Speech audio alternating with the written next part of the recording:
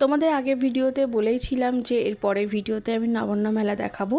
আর সোনাঝুরি হাট ঘোরার পর আমরা হোটেলে গিয়ে ফ্রেশ হয়ে সন্ধেবেলা বেরিয়েছিলাম বোলপুরের এই নবান্ন মেলাতে। আর এই নবান্ন মেলা চলছিল শুধুমাত্র বসন্ত উৎসব চলাকালীন। এই মেলায় কিন্তু বেশিরভাগ জিনিসপত্র বিক্রি হচ্ছিল যেগুলো হাতে তৈরি, মানে হস্তশিল্প হিসেবে পরিচিত, সেই সমস্ত জিনিসগুলোই কিন্তু এই মেলাতে রাখা ছিল। আর এখানে দেখো প্রত্যেকটা জিনিস কিন্তু খুব সুন্দর দেখতে, খুব সুন্দরভাবে তৈরি করা।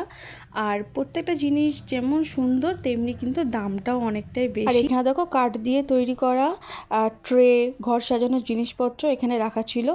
আর হাতে তৈরি করা জুয়েলারি সবাই জানি আমরা, এখানে খুব পপুলার।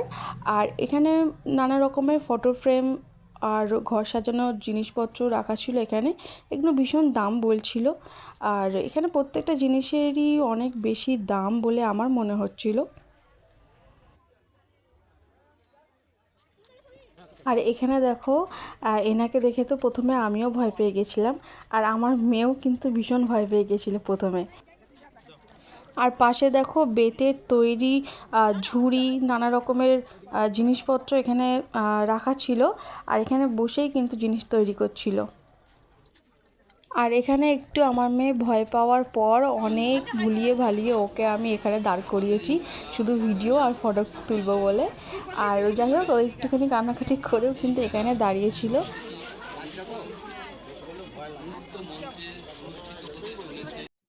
আর এখানে দেখো ধান ঝাড়ছিল।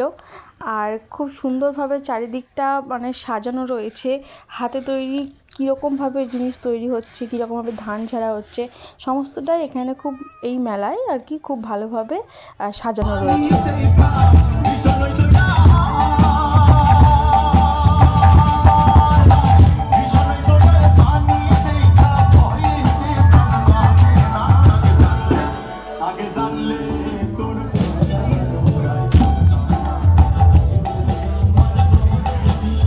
আর মেলাতেই প্রোগ্রাম হচ্ছিল। আর আমার মেয়ে দেখো কি প্রোগ্রামে কি বোঝে জানি না, ও মন দিয়ে প্রোগ্রামটা দেখছিল। আর আমরাও একটু প্রোগ্রামটা এনজয় করছিলাম, লোকসঙ্গীত হচ্ছিল ওখানে। আর দেখো মেলাটা পুরো চারিদিকটা খুব সুন্দরভাবে সাজানো রয়েছে। আমার তো ভীষণ ভালো লেগেছে পুরো সন্ধ্যেটা ওখানে।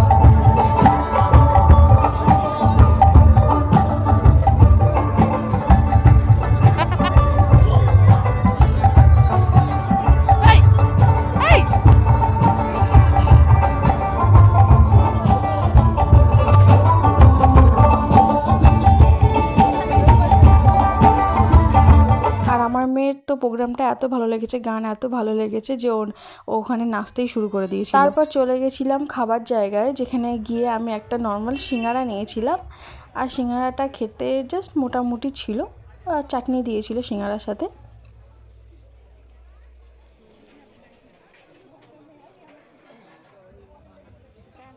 আর আমার হাজব্যান্ড নিয়েছিল একটা পাপড়ি চাট, যেটাও খেতে মোটামুটি ছিল, আমাদের অতটা ভালো লাগেনি। যাই হোক, সন্ধ্যেটা আমরা এইভাবেই কাটিয়েছিলাম। তোমাদের যদি ভিডিওটা ভালো লাগে অবশ্যই একটা লাইক করে দিও, আর চ্যানেলটা সাবস্ক্রাইব করে আমার পাশে থেকো। দেখা হচ্ছে পরের ভিডিওতে। Bye bye.